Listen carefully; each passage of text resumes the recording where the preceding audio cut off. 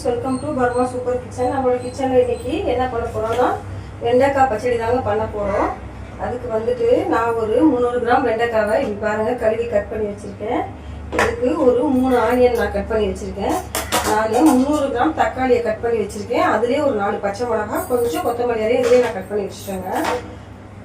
இங்கே பாருங்கள், இதுக்கான மசாலா என்னென்னா ஒரு 1/2 ஸ்பூன் மஞ்சள்தூள், 1 ஸ்பூன் தனியாத்தூள், 1 ஸ்பூன் மிளகாத்தூள் எடுத்து வச்சுருக்கேன். பாருங்கள், இதுக்கு நம்மளுக்கு கொஞ்சம் புளி கரைசல் தேவைங்க. இப்போ வாங்க நம்ம எப்படி இந்த வெண்டைக்காய் பச்சடி செய்யறதுன்னு பார்ப்போம். கடாயை வச்சுட்டு கடாய் சூடாக எடுத்துங்க. இந்த டைமில் நம்ம கொஞ்சம் எண்ணெய் ஊற்றிக்கலாம். எண்ணெய் கொஞ்சம் நல்லா ஊற்றிக்கலாம். பச்சடிக்கு அப்புறம் நல்லாயிருக்கும். எண்ணெய் சூடாகிட்டு இருக்கு. இந்த டைமில் நம்ம தாளிப்புக்கு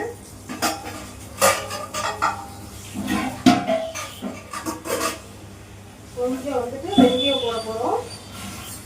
அதுக்கப்புறம் நம்ம கொஞ்சம் கடுகு போட போகிறோம். வெந்தயமும் கடுகு நம்ம சேர்த்துக்கலாங்க.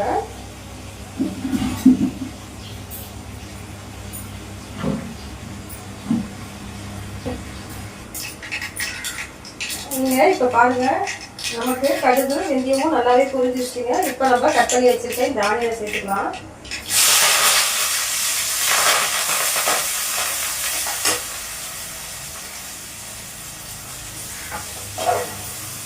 ஆனியன் நல்லா வதங்கட்டுங்க. இதில் நம்ம கொஞ்சம் வந்துட்டு உப்பு சேர்த்துக்கலாங்க.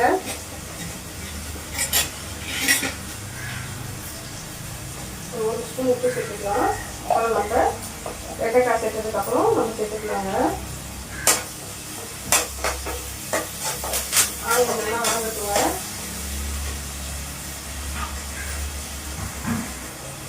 நம்ம இந்த டைமில் கொஞ்சோண்டு இஞ்சி பூண்டு பேஸ்ட்டு சேர்த்துக்கலாங்க. இந்த பச்சடிக்கான இஞ்சி பூண்டு பேஸ்ட்டு. இஞ்சி பூண்டு வேணாம்னா நீங்கள் பூண்டு கூட தட்டி சேர்த்துக்கலாங்க. அதுவும் நல்லா தான் இருக்கும். இன்னைக்கு இஞ்சி பூண்டு பேஸ்ட்டுலாம் சேர்த்துருப்பேன்.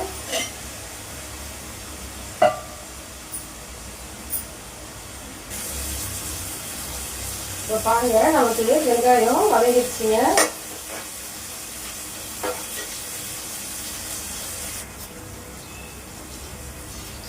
இப்போ நமக்கு வெங்காயம் நல்லா வதங்கிடுச்சுங்க. இந்த டைமில் நம்ம இந்த கட் பண்ணி வச்சுருக்க தக்காளி, பச்சை மிளகாய், மல்லியலை எல்லாத்தையும் சேர்த்துக்கலாங்க. சேர்த்துட்டு நம்ம நல்லா கலந்து கொடுத்துடலாங்க.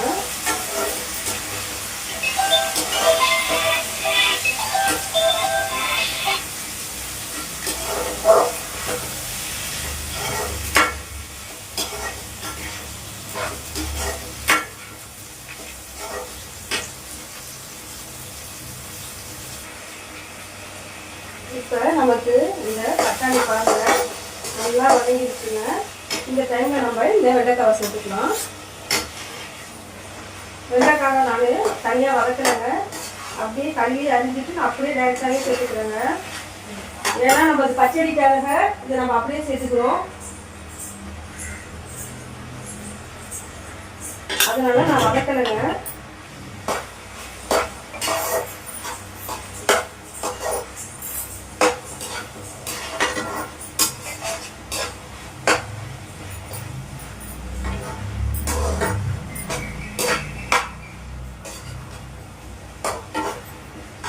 இந்த டைமில் நம்ம இந்த மசாலாவெல்லாம் சேர்த்துக்கலாங்க.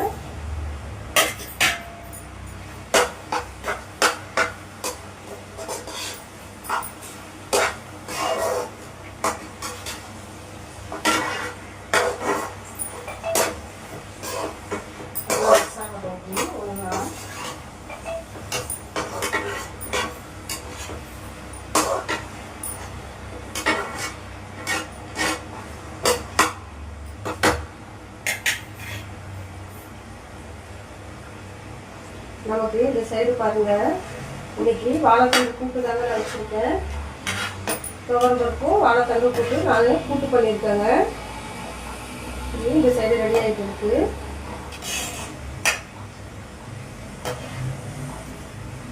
நான் இன்னைக்கு மொத்தமாகவே பருப்பு, வாழைத்தண்டு, வெங்காயம், தக்காளி, பச்சை மிளகாய், சாம்பார் பொடி, கொஞ்சம் மிளகாத்தூள், மஞ்சள் தூள் எல்லாம் போட்டு பூண்டு போட்டு நான் மொத்தமாக வேக வச்சுட்டு அப்படியே தாளித்து விட்டுட்டேங்க. வேக வச்சு எடுத்துட்டு அப்புறமா நான் ஒரு தாளிப்பு கொடுத்துட்டேங்க. அவ்வளோதாங்க. இந்த வாழைத்தண்டு போட்டு ரெடி ஆகிட்டு இருக்கு. இன்னும் கொஞ்சம் கொதிச்சிச்சுன்னா அது ரெடி ஆகிடும். இப்போ நமக்கு வெண்டைக்காய் சைடு ரெடி ஆகிட்டு இருக்கு. பச்சை வச்சு நம்ம வதக்கி போடணும்னு அவசியம் இல்லைங்க.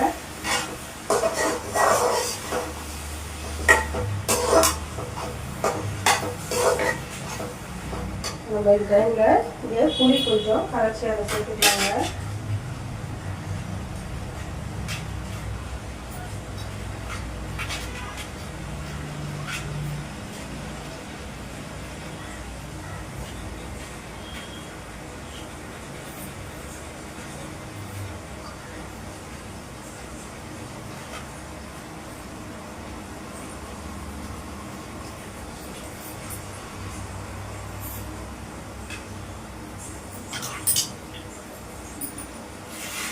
நம்ம இதை நல்லா கலரி கொடுத்துருக்காங்க.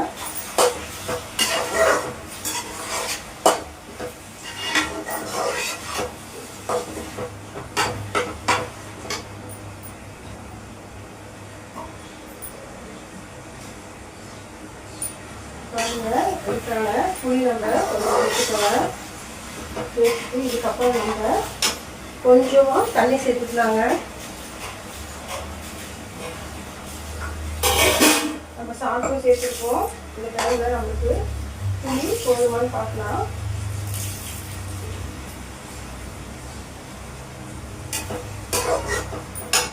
புளி இன்னும் கொஞ்சம் ஊற்றிக்கலாங்க.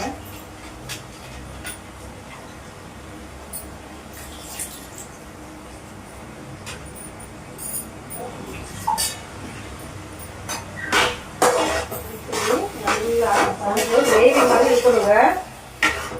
நல்லா இருக்கும்.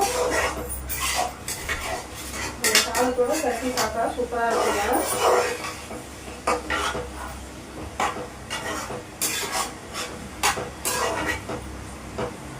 நமக்கு இந்த பச்சடி கொஞ்சம் வேகட்டுங்க.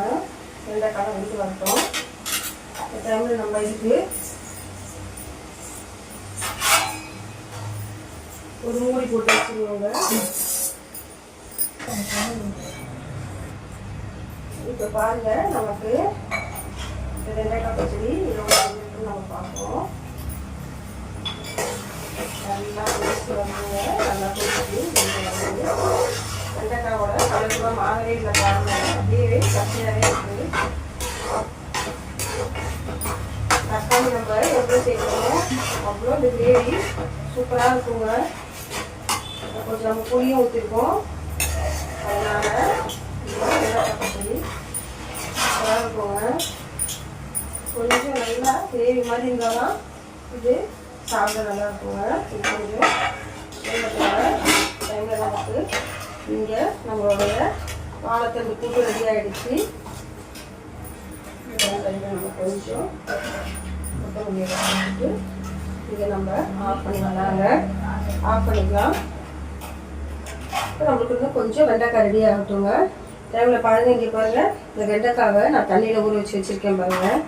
இந்த வெண்டைக்காய் தண்ணியில் ஊற வச்சு இந்த தண்ணியை நம்ம குடிக்கும் போது நமக்கு இந்த மூட்டு வலி, கை கால் வலிலாம் இருந்தால் இது ரொம்ப நல்லதுங்க. அதுக்கு எனக்கு இந்த வளவளப்பு இருக்கிறதுனால அது வந்து நம்ம இந்த மூட்டு வலிக்கலாம், இந்த தசைக்கெலாம் ரொம்ப நல்லது. இந்த கழுத்து வலி, இந்த எலும்புக்கெல்லாம் வந்துட்டு இது வந்து ஒரு நல்ல ஒரு ஸ்ட்ரென்த்தாகவே இருக்குங்க இது. அதனால் நம்ம இந்த வெண்டைக்காவை ஊற வச்சுருக்கோம். இந்த தண்ணியை நம்ம குடிக்கலாம். இது உங்களுக்கு செட் ஆனால் நீங்கள் இது மாதிரி குடிச்சிக்கலாங்க. இது உண்மையிலே நல்லா இருக்குங்க. கை கால் வலிக்கலாம் ரொம்ப சூப்பராக இருக்குங்க. மூட்டு வலி இருக்கவங்களுக்கு இந்த வளவளப்பு இருக்கிறதுனால அந்த தண்ணியை நம்ம குடிக்கும்போது நம்மளுக்கு ரொம்பவே நல்லா இருக்குங்க. சூப்பராக நீங்களும் வேணால் ட்ரை பண்ணி பாருங்கள். இப்போ பாருங்கள், நமக்கு வெண்டைக்காய் பச்சடி எப்படி வந்துருக்குன்னு பார்க்கலாம். பாருங்கள், நல்லா வந்துருச்சு. ஒரு கலரி கொடுத்துட்டு எவ்வளோ பச்சடி சூப்பராக ரெடி ஆகிட்டு பாருங்கள்.